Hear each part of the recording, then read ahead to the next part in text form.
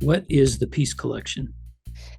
Peace Collection is it's an archival and special collection that seeks to collect material and document the history of peace and social justice activism in the US and across the world. The collection was created in the era between World War I and World War II. Its seed collection was taken from the files of Jane Addams, who, as you may know, was a social reformer who lived in Chicago. She was one of the founders of the Women's International League for Peace and Freedom, and also the Settlement House, the Hull House, and very involved in a range of social justice activities. Someone happened to call on her when she was in the middle of actually burning her papers late in her life, and they were horrified, and they said, halt, don't do this. Because the Swarthmore College had a collection of materials documenting the history of Quakers and the Friends, and a lot of that material was peace and social justice related. This person had a connection to Swarthmore College. They suggested to Jane Addams that she donate her materials and her papers to Swarthmore.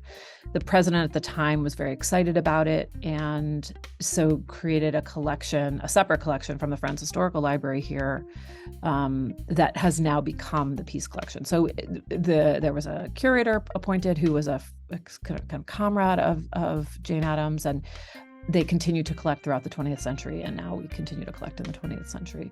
And we have materials ranging from, that document social justice activists who have been involved in things that you would immediately think when you think of peace activism, like, the anti-war movement in the 60s against the U.S. war in Vietnam. And then there's material like we have the records of the Fellowship of Reconciliation, some materials documenting the history of the Montgomery bus boycott, the work of Bayard Rustin, A.J. Musty, the War Resisters League, and various other organizations that either are connected to anti-war organizing or conscientious objection, but also to a wide range of other related topics.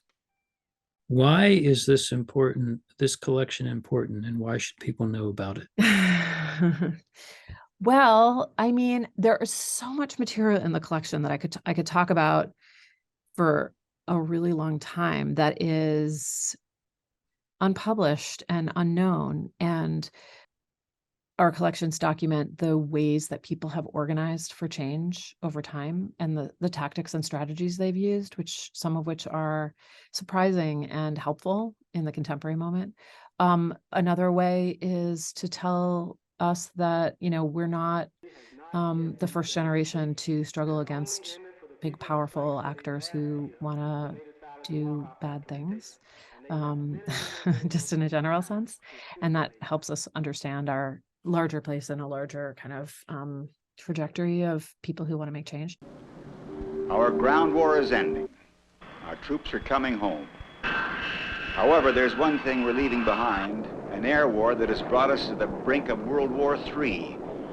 We not only bomb North Vietnam cities and harbors, we also drop over 50,000 tons of bombs a month on Southeast Asia. More than 2.5 Hiroshimas every month. It seems our government's peace plan is a bomb.